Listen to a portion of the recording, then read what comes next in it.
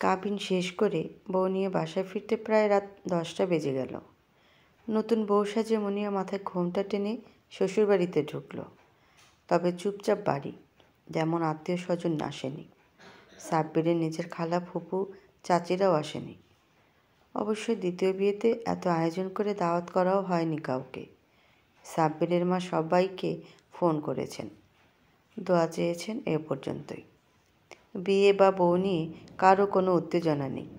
মুনিয়া ঘরে ঢোকার পরে সাব্বিরের বড় বোন সুমাইয়া আপা এসে একটু মিষ্টি দুধ মুখে দিয়ে গেলেন। দায়সারাভাবে একটু কালো জাম কেটে মুখে ঢুকিয়ে দিলেন সাব্বিরের বড় ভাবি। তারপর সবাই ঘর থেকে চলে গেলেন একসাথে। আর কারো কোনো খবর নেই। সাব্বিরের দ্বিতীয় বিয়ে হলেও মুনিয়ার তো প্রথম বিয়ে, তা হোক বাপ মরা মেয়ে, চাচার বাড়িতে বড় হয়েছে। যদিও বাবা নেই, মুনিয়া এটা কখনো বুঝতে পারেনি। বিয়ে ঠিক হবার পরে খুব কেঁদেছিল। সারা পৃথিবীকে কি পাত্রের এতই অভাব পড়েছে যে মুনিয়াকে ডিভোর্সি ছেলের সাথে বিয়ে দিতে হবে? বাবা থাকলে কখনো এমন পারত না বোধহয়। মেজ চাচা এসে বললেন, ছেলেটা ভালো, সৎ ব্যবসায়ী, ভালো আয় ইনকাম করে, কোনো কারণে ডিভোর্স হয়ে গেছে। সেটা নিয়ে বসে থাকলে তো আর চলে না। ওই মেয়ের কপালে সাব্বিরের মতো ভালো ছেলে ছিল না, তাই হয়তো সংসার টেকেনি। তাছাড়া মা, আমার অবস্থা তো জানিস, তোকে এক টুকরো সোনা দিতে পারবো না, তোর সংসার সাজিয়ে দেওয়ার ক্ষমতাও আমার নেই। তোর নিজের পছন্দ থাকলে না হয় সেখানে বিয়ে দিতাম, তাও তো নেই। আমার কথা ভেবে রাজি হয়ে যা মা। মুনিয়া চোখ মুছে বলেছে, আমি রাজি চাচা, কোনো সমস্যা নেই। সাব্বিরের বাড়ি থেকে কোনো দাবি দেওয়া ছিল না। মুনিয়াকে দুটো লাল টুকটুকে লাগেজ ভরে শাড়ি, গয়না, পয়নামার জিনিসপত্র দিয়েছে। হলুদ হয়নি। মুনিয়ার খুব ইচ্ছে ছিল কাঁচা ফুলের গয়নায় সেজে একটা হলুদ সবুজ মেশানো রঙের জামদানি পরে গায়ে হলুদে সাজবে। সেটা আর হয়ে উঠল না। থাক, এক জীবনে সব আশা তো আর পূরণ হয় না। অবশ্য মুনিয়ার কোনো আশাই পূরণ হয়নি। বাবা মারা যাওয়ার পরে মাকে ফিরিয়ে নিয়ে গিয়েছে মামারা, আবার তাকে বিয়েও দিয়েছে, কিন্তু মুনিয়া সেখানে জায়গা হয়। মামি তাকে একদিন বললেন, দেখ মুনিয়া, তোর মায়ের তেমন বয়স হয়নি, তার পুরো জীবনটা পড়ে আছে। এখন লোকে যদি দেখে তার এত বড় মেয়ে আছে, তাকে কে বিয়ে করতে আসবে বল? তার সাথে তুই মা তোর মেজো চাচার বাড়িতে গিয়ে থাক। মুনিয়া পরদিনই নিজের ব্যাগটা নিয়ে চলে এসেছিল। চাচি নিজের সংসারে বাড়তি বোঝা আদর না করলেও ফেলে দেননি, কিন্তু খুব টানে টানে জীবন কেটেছে। তবে আজ এসব ভেবে আর লাভ কী? মুনিয়াকে বসানো হয়েছে সাব্বিরের ঘরে। সাব্বিরকে এখনও সামনাসামনি দেখেনি মুনিয়া। হোয়াটসঅ্যাপে ছবিটা পাঠিয়েছিল বড় দাদা, মানে মেজো চাচার বড় ছেলে। সাব্বিরের সাথে তার কী যেন ব্যবসা, সেখান থেকে বিয়ের প্রস্তাব। না, সাব্বির দেয়নি বোধহয়। মেয়ে খুঁজছে এই খবর পেয়ে বড় দাদাই যোগাযোগ করেছে। ঘরটা পুরো সাজানো গোছানো। একটা 4 পাল্লার আলমারি, ড্রেসিং টেবিল, ওয়ারড্রব, একটা শোকেস ভর্তি বিভিন্ন ধরনের বইপত্র, একটা তাকের মতো কাঠের কিছু একটা, নিচে কিছু রাখা, কিন্তু বোঝা যাচ্ছে না কি আছে। কর্নারে একটা 1 পাল্লার আলমারিও দেখা যাচ্ছে। আয়নাটা দেখে মুনিয়ার মনে হলো, এই আয়নাটায় দ্বিতীয়বার কোনো মেয়ে ব্যবহার করছে। আগেরবারও হয়তো সাব্বিরের আগের বউ এই আয়নায় মুখ দেখেছে। এই ঘরের জানালার পর্দা থেকে চারপাশে একটা রুচিশীল ছাপ। কে সাজিয়েছে? হয়তো সাব্বিরের আগের বউর কেনা জিনিসপত্র। সে তো নিশ্চয়ই বেডশিট বা জানালার পর্দা নিয়ে চলে যায়নি। মুনিয়ার ক্লান্ত লাগছে। বালিশে হেলান দিতেই চোখ বন্ধ হয়ে এলো। সাব্বির ঘরে এলো অনেক রাতে। মুনিয়া তখন ঘুমিয়ে পড়েছে। সাব্বির মুনিয়াকে না ডেকে পাশে শুয়ে পড়ল। মুনিয়ার ঘুম ভাঙল জানালা থেকে আসা সকালের রোদে। পাশে কেউ নেই, তবে বালিশের মাঝখানটা ডেবে আছে, মানে কেউ ছিল। নয়তো ভেবে নিত সাব্বির নামের ভদ্রলোক কাল ঘরে আসেনি। আশ্চর্য বিষয়, গতকাল বিয়ে হয়েছে, ভদ্রলোককে এখনও ভালো করে দেখেনি মুনিয়া। বিছানায় বসতে বসতে সাব্বির টাওয়াল পরে বের হলো ওয়াশরুম থেকে। মুনিয়া চোখ নামিয়ে নিল। এইভাবে কোনো অপরিচিত ছেলেকে দেখেনি কখনো। ঘুম ভাঙল তোমার? রাতে দেখলাম গভীর ঘুমে, তাই আর ডাকেনি। মুনিয়া ঘাড় নাড়ল। ওয়াশরুমে গরম পানি রাখা আছে, গোসল করে নিতে পারো। আমি এখন বের হয়ে যাব। ফিরতে ফিরতে রাত হবে। মুনিয়া আবারও ঘাড় নেড়ে সায় দিল। এভাবেই মুনিয়ার সংসার শুরু হলো। খুবই অদ্ভুত বিষয়। সাব্বির সকালে মুনিয়া উঠতে উঠতে চলে যায় আর ফিরে মাঝরাতে। মুনিয়া বসে থাকতে থাকতে ডাইনিংয়ে ঝিমিয়ে যায়। সাব্বিরের কলিং বেলে সে ধরফর করে উঠে বসে। কয়েকদিন এভাবে যাওয়ার পরে সাব্বির একদিন বলল, শোনো, তোমার এত রাত অবধি বসে থাকার দরকার নেই। আমি আগেও এমন রাত করেই ফিরেছি। কেউ অপেক্ষা করে থাকেনি, নিজেই নিয়ে খেয়ে নিতাম। মুনিয়া নিচু সুরে বলল, এখন তো আমি আছি।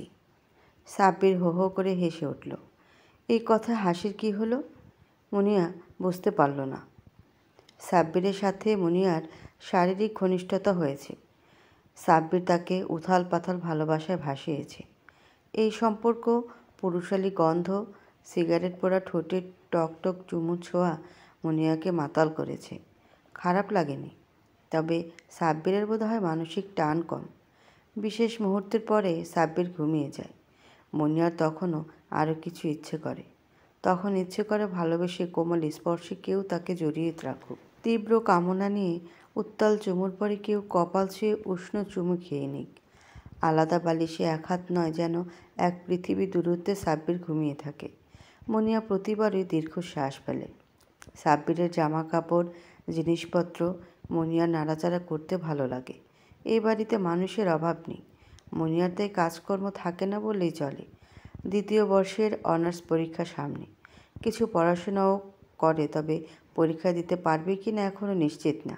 কারণ বইপত্র দেখে সাব্বিরের ভাবি নাক সিটকিয়ে বলেছে, সাব্বিরের খালি বিদ্বান বউ জোটে। আগের বউ তো চাকরি পেয়েই ডানা গজিয়েছিল, এবারে আবার নতুন করে শুরু হলো। মুনিয়ার প্রচণ্ড কষ্ট লাগলেও ও কোনো উত্তর দেয়নি। সাব্বিরকে বলার মতো সম্পর্ক তৈরি হয়নি এখনও। তবে মুনিয়া অনেক কষ্ট করে এতদূর পড়াশোনা চালিয়েছে। এসএসসি পরীক্ষার পর থেকেই বিয়ের জন্য পাত্র খোঁজা চলছিল। তবে খালি মেয়েকে নিয়ে আজকাল কোনো পাত্র ঠকতে চায় না, তাই এতদিন দেরি হলো। মুনিয়া একটু একটু করে পড়া চালিয়ে এতদূর এগিয়েছে। কে জানে সাব্বির পড়তে দেয় কি না। না দিলে মুনিয়া জোরও করতে পারবে না। এ কারণ চাচার সামর্থ্য নেই ওকে আবার টানার। আহা, মুনিয়া ছেলে হলে কিছু একটা নিশ্চয়ই করে ফেলত, আর বিয়ের কথাও উঠত না। সাব্বিরের জীবনযাপনে বেশ কিছু পরিবর্তন এসেছে। আগের বউ ইউনিভার্সিটির হলে থাকতো, তার সাথে সংসার করা হয়নি। ফোনে আলাপে প্রেম, সেখান থেকে বিয়ে অবধি গড়িয়েছিল, কিন্তু শেষ পর্যন্ত বিয়েটা টিকল না। তাই এবারে ওর টান তৈরি হয় না। শারীরিক টান তো প্রাকৃতিক চাহিদা, তবে নিয়মিত সব জামা কাপড় গোছানো পায়। বাসায় ফিরে খাবার গরম করতে হয় না, প্লেটে ভাত বেড়ে দেওয়ার লোক আছে এখন। এসব ছোট ছোট বিষয়গুলোতেও সাব্বিরের ঘরে ফিরতে ইচ্ছে করে। মুনিয়াকে আদর করতে ভালো লাগে। মেয়েটা নিম্ন মধ্যবিত্ত ঘরের এতিম মেয়ে, তাই হয়তো সাব্বিরের সাথে কখনো তর্ক করতে যায় না, বেশি কথাও বলে না। সাব্বির প্রয়োজনীয় কিছু বললে ঘাড় নেড়ে সায় দেয়। একদিন ফিরতে বেশ রাত হয়ে গিয়েছিল। খেতে বসার পরে মুনিয়া আসতে বলল, আমার অনার্স পরীক্ষা ডেট দিয়েছে, এই মাসের 14 তারিখে শুরু হবে। সাব্বির বলল, আচ্ছা। আলীনগর কলেজে সিট পড়েছে, চাচার বাসা থেকে কাছে হবে। আমি কি পরীক্ষা দিব? কেন দেবে না? পড়াশোনা করেছে তো দেখলাম। তাহলে 2-1 দিনের ভিতর যেতে হবে, অ্যাডমিট তুলতে হবে। আচ্ছা যাও। কবে যাবে বলো? সৌরভকে পাঠাবো, দিয়ে আসবে। মুনিয়ার ইচ্ছে হলো বলে, আপনি যাবেন না? কিন্তু বলতে সাহস পেল না। জামাই গেলে তার বাড়তি যত্ন আছে, মেজো চাচার উপর চাপ পড়বে। তারপর ওখানে মুনিয়া থাকতো পেছনের বারান্দায়, খাবার রুমের পাশে ছোট্ট একটা ঘরে। একটা চৌকি আর একটা পড়ার টেবিল ছিল। এই বিশাল বাড়ি, এত সুন্দর রুম, এত আসবাবপত্র, এসবে থাকা সাব্বিরকে ওখানে গিয়ে থাকতে বলতে লজ্জা লাগছে। মুনিয়া চলে গেল 2 দিন পরে। মুনিয়া যেদিন চলে গেল সাব্বির একটু তাড়াতাড়ি ফিরেছিল। সবাই জেগেই ছিল, কিন্তু তবুও বাসাটা কেমন ফাঁকা ফাঁকা লাগলো। একটা দিক বোধ হয় অন্ধকার হয়ে আছে, কিন্তু না তো, সব জায়গায় বাতি জ্বলছে। তাহলে এত নিরিবিলি লাগছে কেন? খেতে বসে সাব্বির অনুভব করলো আজ খেতে ভালো লাগছে না। সবই ঠিক মতো আছে, কিন্তু কোনো খাবারে বোধহয় আজ রান্না ভালো হয়নি। অল্প খেয়ে উঠে পড়ল। নিজের রুমে গিয়েও একই অনুভূতি। তাহলে কি মুনিয়ার জন্য খারাপ লাগছে? কই, মেয়েটা তো এত কথা বলে না তার সাথে। রোজ রাতে শুয়ে মুনিয়াকে কাছে টেনে নেয় সাব্বির। ও ঠোঁটে গভীর চুমু খায়। মুনিয়াও সাড়া দিতে শুরু করে। সাব্বিরের পশমাবৃত বুকে পোষা বিড়ালের মতো মুখ গুজে আদর করে দেয়। সাব্বিরের যে অনুভূতি হচ্ছে সেটা শারীরিক নয়, বুকের ভেতর একটা কষ্ট কষ্ট লাগছে, ঠিক কী যে নেই ধরনের। সাব্বির মনোযোগ ঘোরাতে চেষ্টা করে। কালকে কয়েকটা ক্যাশ মেমো লাগবে। আগে ব্যবসার কাগজপত্রগুলো সব ছড়ানো ছিল, সেগুলো এখন একটা দেরাজে আলাদা আলাদা করে। রডের দোকানের ক্যাশ মেমো, বালি চালানের কাগজপত্র রাখা। মেয়েটা সব কাগজ গুছিয়ে রেখেছে। সাব্বিরের সময় লাগে না খুঁজে পেতে। পরের দেরাজ টেনে দেখে এক পাশে শার্টগুলো রাখা, আরেক পাশে জিন্স, উপরে ছোট দেরাজে সব মোজা, আন্ডারওয়্যার গছানো, টাওয়েল দুটো ধুয়ে রাখা, মোবাইল, হেডফোন, ঘড়ি, ব্রেসলেটগুলো রাখার জায়গাটা একদম পরিপাটি, খুব যত্ন করে সাজিয়ে রাখে। সাব্বির চারপাশে তাকায়। পড়ার টেবিলটা ফাঁকা, মুনিয়ার বইপত্র নেই এখানে। একটু কৌতূহল থেকে মুনিয়ার জামা কাপড় রাখার আলমারির দরজাটা খোলে সাব্বির। একটা মুনিয়া সুবাস এখানে। কিছু না সরিয়ে প্রাণ ভরে সুবাস নেয় সাব্বির। মুনিয়াকে কখনো ফোন করা হয় না। ওর চাচার বাসায়ও বিয়ের পরে কখনো যাওয়া হয়নি। সোরা পৌঁছে দিয়ে এসেছে আজ। সাব্বির চোখ বন্ধ করে একটা নিঃশ্বাস নিল।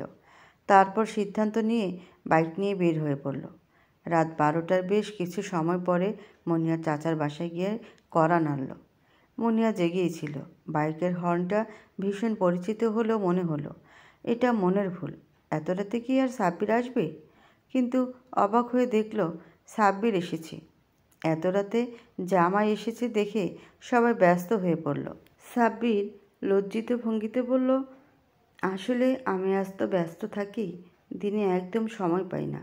সাব্বিরের ব্যস্ততা মিথ্যে নয়, সবাই জানে। মাঝরাতে কিছু না করলেও আনুষ্ঠানিক আলাপ আর জামাই আদরের পরে সাব্বির মুনিয়াকে কাছে পেল যখন, তখন রাত 1:30 বাজে। আজও মুনিয়া তেমন কোনো কথা বলেনি। মুনিয়ার রুমের চারপাশটা দেখে নিয়ে যেন সাব্বির মুনিয়ার বুকের ভেতরটাও এক ঝটকায় দেখে নিল। কোনো কথা না বলে আজ মুনিয়াকে বুকে টেনে নিল সাব্বির। আজ কোনো প্রাকৃতিক চাহিদার জন্য নয়। মুনিয়ার কপালে উষ্ণ চুমু খেয়ে এক হাতে ওকে জড়িয়ে রাখল।